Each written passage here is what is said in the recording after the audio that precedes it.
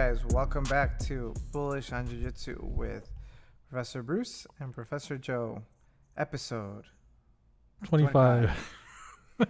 Good, Joe. Welcome to the modern technology first ever video podcast. Yeah, so don't get thrown off. You see us looking at the camera, looking at each other. Everyone was like, how do these guys look in real life? Well, nice. shockingly handsome. So we'll get right to it today. Starting a little bit late. Had some dinner here at the academy.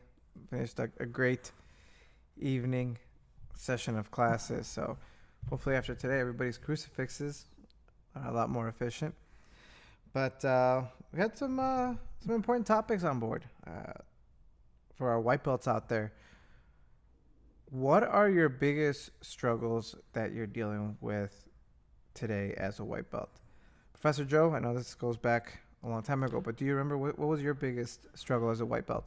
I think one of the things I always tell people is like when you start, it's like you have to learn how to pace yourself, or else you're your worst own enemy. You know, you're gassing, you're just struggling, you're always pushing at the wrong time. Yeah. You know, you sometimes you're in a position you can't get out of, you know, and then you're just flailing, getting more tired, and that's what people are doing to you, you know.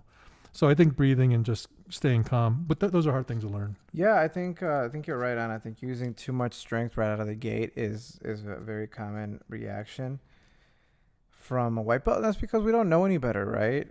Especially here with American sports. I mean, what American sport do they really tell you not to go all out, right? Mm-hmm. But even, in jiu-jitsu, we're always looking for self-mastery, right? And you see even a sprinter, right? 100 meter dash, as stiff as they might, not stiff, but as much as they might look like they're using strength, their bodies are really relaxed as they're trying to kind of get up to optimal speed, right? Mm-hmm. But that's something that we don't understand until we dabble into something for a very long time. I think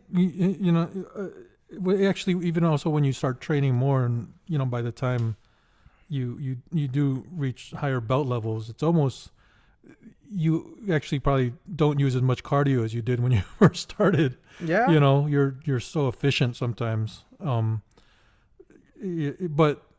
it's still it's a learning process. No, absolutely. Yeah. And I'll say this to my white belts out there, don't get overwhelmed, getting lost in positions is very common, because there's a lot of positions that you didn't even know existed. I know for me, one of my favorite positions now is the half guard, right? I had no idea what a half guard was within my first year and a half of jiu-jitsu. I always tell people when they first start, like, if someone's grabbed something on you or was holding a position, I mean, at least probably the minimal thing you could do is someone grabs your collar. Mm-hmm. Just fight two hands on one, remove that. So at least, you're kind of learning basic hand fighting, defense, and that kind of stuff. Yeah. Don't worry too much about attacking as a white belt. You're actually learning just what's out there. It's like you're learning a new language. Yeah. And so you don't know what's good or bad. I remember I was in a position where I had a guy in a full Kimura, and I'm always like, okay, this is where you tap. Were you a tap? And they were like, and he didn't tap because he didn't know he was not in a Kimura. He just knew he couldn't move. I was like, I just let it go. I'm like, okay, we'll just reset, whatever. And yeah. And I see that with a lot of a lot of my young guys that are starting out in jiu-jitsu. They don't understand why this is the end of the class, right? They're like, well, I want to do the advance with everybody else. Mm-hmm. But I'm like, well, do you know at one point you should tap out from an armbar? Yeah. Well, no. Do you know what to do when you get caught in a choke? Right. No, not yet. Well, this is all knowledge you're gonna be gaining as you come into classes and progress. Mm-hmm. And for someone oh, that makes sense. And now I've adjusted for that. I know these guys want to get the most out of the most value out of our program. So, it's on me as an instructor to devote a little bit more time to them, making sure that they're able to stay safe on the mat, be able to learn these skills. And I mean, for me, and one thing I want to get across to them is it's very important that you learn what we worked on that day. You know, at least the concept. Take something away from that class. Anything to make you just 1% better, right? Yep, that's true. And that kind of leads us into, you know, our next point, which was panic tapping or not knowing when to tap, right? Because you have some guys. I've witnessed this on the other side of the spectrum. Is you got people who just tap in every position because they don't know what a submission is yet. Yeah. They just, oh shoot, this is very uncomfortable. Right. I'm gonna tap, right? But with that, I think it's very important to like fill in the knowledge so that people know that, hey, you're doing all right. Like this is supposed to happen. Don't let this get into your head, and don't let this be the reason why you don't show up to class in the next day or two. Right. Right. I don't know if you've seen this, Joe, or if you've ever felt this, but not knowing what to do from bottom. Such a foreign position, right? Yeah, I spend a lot of time on the bottom. So, but yeah, obviously when I first started, I remember rolling with Professor Anthony. I was a white belt. That's how long ago it was. Yeah. And he was already a black belt, and it felt like he was 3 moves ahead of me. Anything I thought of, like I'll move my wrist like this, and he was like holding it, blocking it. I was just paralyzed. It was weird. It was very interesting how that's evolved over time. But yeah, I mean, yeah, it's very especially if the guy's stronger than you and knows what he's doing. It's a tough one. Yeah, especially now, like, you know, if you get, I mean, even with somebody, even if you are trained, if you get stuck underneath somebody that knows how to apply good pressure, and they mount you, and you can't breathe, like, I've seen plenty of technical black belts panic from that position, right? And yeah, I'm hoping this isn't a turn up for white belts, but it's part of the process. I mean, think about it. Like for me, maybe it's a personality trait. It's like I see a technique like that, or I experience a technique like that, I have to learn it. Yeah, for sure. Right. A couple of years back, I was at a training camp with Hajar Gracie, and he did he did this like sit down. I don't know what the proper term for it would be, but he pretty much just sat up, and then he just sat on your chest, knocked the wind out of everybody in the room. Yeah, like, I felt you do that on. I've seen you do it. I think you did it on me too. Call it the motivator. Is that what it's called, the motivator? Yeah, I have to ask Maria about that. She I think that's the name we gave it, but yeah, it's one of those, like, even talking to some of our more experienced students, I'm like, you don't do this to a white belt. You keep it for one of your buddies or this is a technique for specific occasions, because it is very uncomfortable. But one of the other things, coming off of that, people, new guys being ambitious to jiu-jitsu is, sometimes our mind can be our worst enemy. Mm-hmm. So trying to learn everything all at once, right? Everything becomes jumbled up, yeah. And then we tell ourselves, hey, maybe this jiu-jitsu thing's not for me, And that's definitely the one thing that we don't want anybody anywhere to experience, And if there's other jiu-jitsu instructors out there listening to this, hopefully this can help you guys out in your programs, because at the end of the day, the more successful jiu-jitsu programs out there, the more the martial art's going to grow. Our brain is like a funnel. At the end of the day, it can only take in so much, right? So, and that's kind of a part of the strategy of how we structure our classes here. Because, our average white belt here works full time, has kids at home, has other responsibilities that are probably on their mind before and after jiu-jitsu class, right? So in reality, I only have so much surface area to fill in jiu-jitsu knowledge with. Right. And we don't want to overdo it because we don't want them to forget. I think it really is a basic common sense knowledge, but you have to understand a lot of basics before you get into, because you could go down a rabbit hole of so many different moves and positions that are coming out every week. This thing, you don't even know if that really works but you do the proven stuff and have a basic understanding of how to attack it, how to defend it. And I wouldn't know on top of my head how many positions that are, but before you get into these moves that are being invented seemingly, you got to work on the basics. So I haven't told that personally, like people, trainer, but sometimes you could tell like someone's like, wow, really going for something but their other defense on other stuff is not super tight yet. So yeah, and I mean, I see that all the time. I see people just jumping from one technique to the other, to the next technique, and a quote that I like to share with all our students or anybody that talks to me about jiu-jitsu. It's not about knowing 1,000 different techniques. It's about knowing a smaller finite amount of techniques, just being able to, just understanding and knowing when to do the technique. Yeah. Right. Some people have become very successful with knowing 5 techniques from the top mount position and being able to beat the best guys in the world, because while somebody else was practicing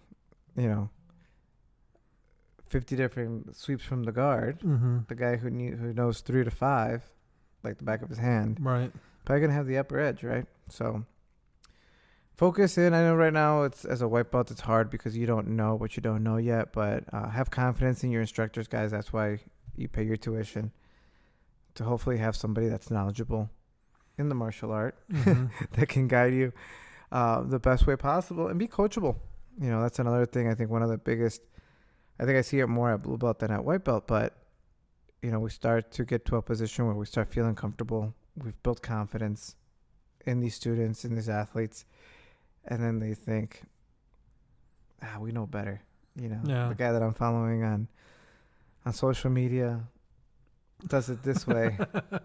And it might be they could do it because they have specific, they're super skinny and tall, and then you could throw up some triangle or do a move or something, and it looks easy. You try it yourself, and then you're like, oh my God, it's just not quite.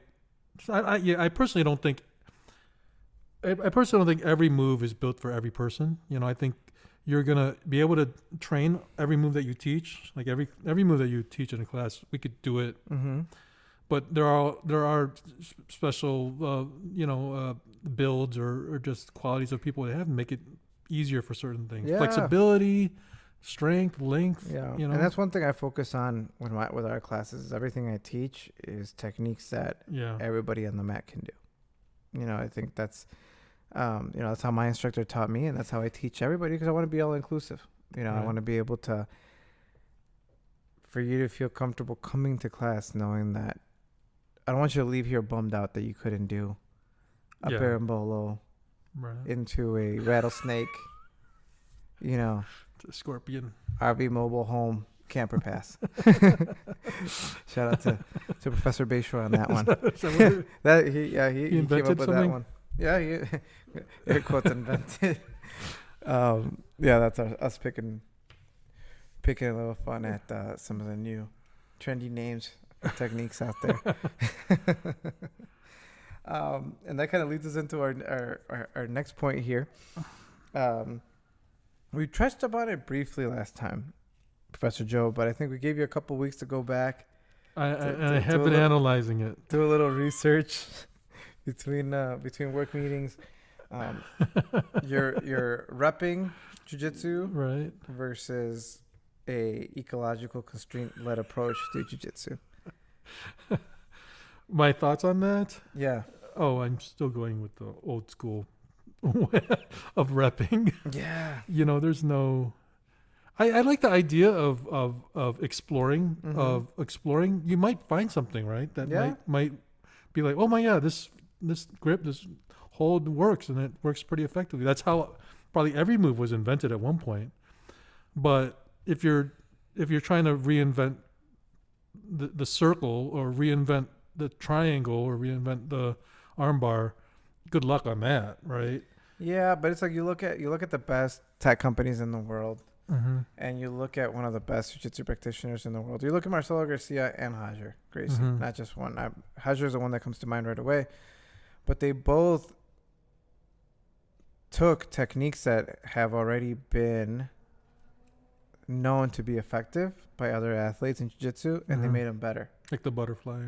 Yeah, like the butterfly guard, Yeah. the mount, the back mount, a lot of these setups. I mean, there's even somebody like, I'm sure if you go back enough, there's decades before us, there's somebody who was already efficient and effective at leg attacks, leg entanglements, right? Yeah. So it's nothing new. Right. But there's always, essentially the goal, what I'm trying to get at here is like the information, the techniques, the knowledge is already out there. It's for us to go out there, find the techniques Mm-hmm. and make them better, right? It's like Apple. I don't know if you know this, but like Apple has never created an original product. Wow. I did not know that. Like everything that they have is like the iPod. What was that before? The MP3. Mm-hmm. But they just took it and made it better, Right. right? As far as the laptops, right? The MacBooks. They just took a Windows laptop, computer, made it better, Mm-hmm. right? I mean, you can argue that, but and same with Facebook. Nothing on what they're doing is original. They just took somebody else's idea, made it better. Right. And I think that's kind of where we're at with jiu-jitsu right now, is that there's a lot of these new athletes, very talented, coming up through the ranks or at black belt now, that are taking old, techniques that has been around for a very long time and essentially making them better because Mm-hmm. of the setup, because of the timing. Like again, just knowing when to do the technique, right? So I think the wrapping portion is important, because how else are you going to know to twist your wrist inward when pushing your hand down towards the hip, Mm-hmm. unless you know that's an option, Right. right? And I know for myself, trying to self-learn various hobbies, like you can't learn them, you're just not going to be very good at them, in my opinion, right? So I think the way that we have set up the class here is one of my favorites, because like I've said it before, I think I might have said it in the last episode, everybody at our academy here can wrestle. Mm-hmm. They might not be able to take out Division I wrestlers, but they can wrestle. They can Right. wrestle your average person. They can wrestle the average white belt that comes in through the door. They know enough wrestling now that if they needed to defend themselves outside of the academy, I have confidence that most of my white belts that are 6 months and above can do so. And that came down from Doesn't mean go try it, but when you came down. That's how you got trained too, right? yeah, I mean, with Professor Christian, I got this from him. Like since I've known him, we've always done a stand-up technique. Like that wasn't a negotiable factor of his class. And my experiences of jiu-jitsu was like, previous to that, when I first started seeking out, we were lucky to maybe work a takedown on a Saturday. Wow. And there's some schools that were open about it. They're like, oh, we focus on the sports aspect of jiu-jitsu, that we don't do any takedowns. But even I can tell you from sports jiu-jitsu, from competing, like there's been many times where I've needed to use my wrestling to win matches, to 1,000,000%. gain position, to take away momentum from the other guy. Like it's all grappling, but looking through the videos, like it was wrestling that was the tiebreaker in that. Yep. So I mean, a lot of the matches where I've beat world champions was because I swept them with some wrestling. So wrestle ups, or just a straight up wrestling takedown, and then when they try to get up, we held them down using wrestling. Mm-hmm. So yeah, I think rapping still is very viable in what we do today. It's like, how else are you supposed to know the finer details of a cross collar choke, right? I mean, the last thing, sure. and that's the one thing. I mean, is people. How do I say it? There's a lot of clickbait out nowadays, right? There's trying to build niche groups within the jiu-jitsu community, the NoGi versus the Gi group. Now it's the eco CLA constraint-led approach versus the traditional wrapping jiu-jitsu. Mm-hmm. You know, and I tell people, like, don't let that fool you, because at the end of the day, if you get sucked in by the likes and the views, because that's what it is. It's on social media because it's meant for likes and views. It's not really meant to educate. Well, not that it's not meant to educate, but the education is a little blurry. Mm-hmm. Don't get sucked into that, because you're going to look back at your jiu-jitsu from 10 years from now. You're going to be like, why is there so many holes in my game? Right? And it's like, oh, man, I shouldn't have listened to that, you know, to that Gordon Ryan marketing video from 10 years ago, right? Because he kind of gets into our next point here. You know, Gordon Ryan recently opened up an academy in Texas, and lo and behold, what do you see him? He's wearing a gi and distributing belts and teaching kids classes, right? Which I give him props to, because a guy like him, like, you could easily find a high-level black belt that looks up to you, and you know, put him in there, run the kids program. That's true. But he's in there, man. He's in there. Maybe it was just for the pictures. Who knows? But I think that means a lot for, you know, to those young guys, being able to share the mat with somebody as accomplished as Gordon Ryan is. And I'll tell anyone, technically, he's one of the best, I think, personally. Like, just a lot of details. Probably because he trained under Danaher, right? Yeah. So why do you think he's, as of late, you know, from the recent footage, why do you think he's in the gi? I don't know. I'm surprised, because I saw him last week talking about how, you know, gi's dead. It's in 10 years, you know, you won't even see that many matches in it and that kind of stuff. I don't know. I think people still enjoy it. People still enjoy it. Plus, the IBJJF's every year still breaking registration records. Mm-hmm. Yeah, I mean, you could say maybe the IBJJF rule set is not the most attention grabbing, because yeah, some matches can be very fun to watch, some matches can be very boring. Mm-hmm. And I think that's where the IBJJF can maybe not be so old school minded, I guess, and really try to evolve the rule set. I think they should, because that's one thing that I, you know, since I last competed, you know, more competitively as a black belt, you know, one of the biggest killers for me was that I like to keep things exciting. So I like to take the middle of the mat and, you know, put on a show. And I would come across certain black belts that they knew that my sweep or takedown game was maybe better than theirs, that they would just go stand by the edge of the mat.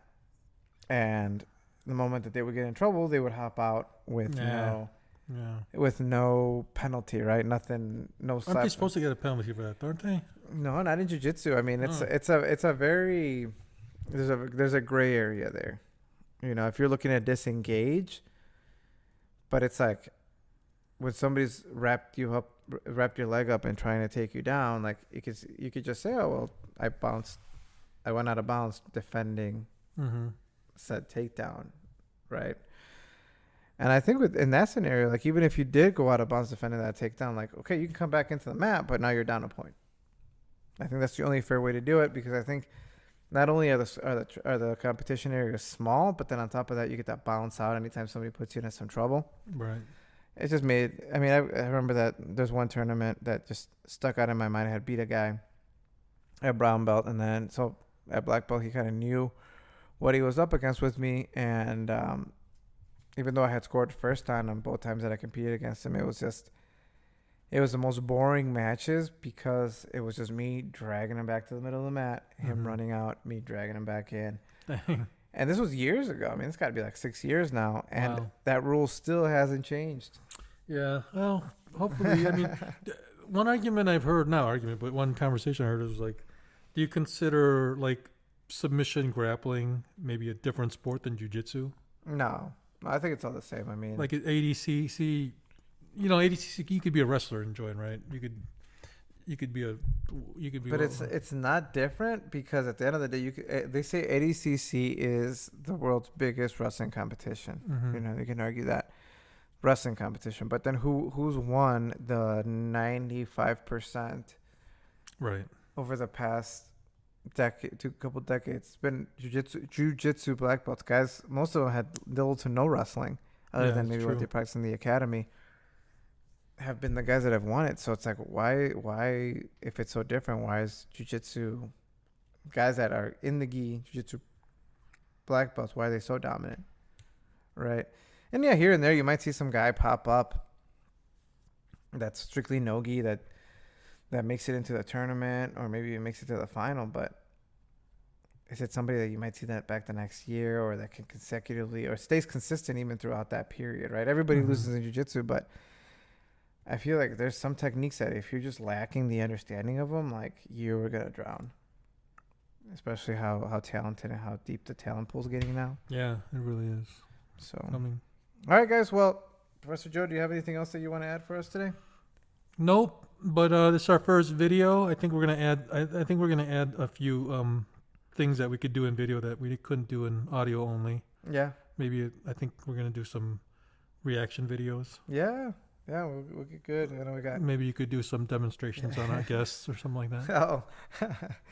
No, but I'll leave you with this. For our listeners out there that are aware that IBJJF has traditionally been the biggest tournament for jiu-jitsu competitors throughout up until this point, or up until now. But if you want to get noticed, is it still the best platform to compete in? So I'll leave you guys with that. Maybe we'll pick up with that next time. Yeah, sounds good. Yeah, don't want to get noticed. Where do you have to be the best? All right, guys. Thank you for dropping in today. If anything that we spoke about today helps you, especially for my white belts, if any of those tips have help you in any way, shape, or form, let us know down below. Share it with any family or friends that you think can benefit from this. The more views we see, guys, the more it gets us excited and motivated to put out more content like this. So hopefully you guys take advantage. Share it with your family or friends. Costs nothing to you, but means a lot to us. All right, guys. This is Bullish on Jiu Jitsu with Professor Bruce and Professor Joe.